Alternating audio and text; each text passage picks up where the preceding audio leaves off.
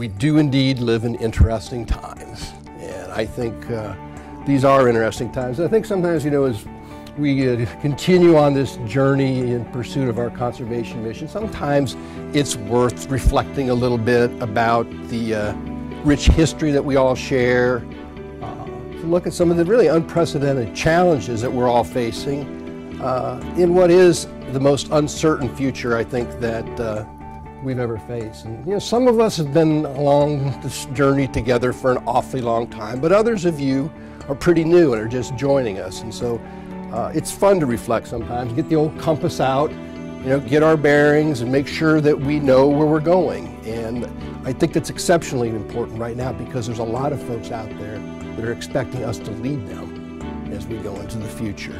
The mission of the Fish and Wildlife Service is working with others to conserve, protect, enhance fish, wildlife, and their habitat for the continuing benefit of the American people. Why do we do this?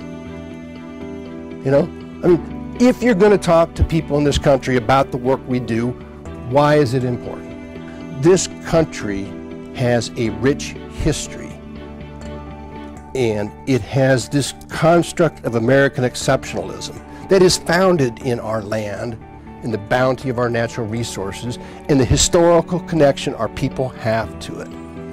And people, when they reflect on this, care.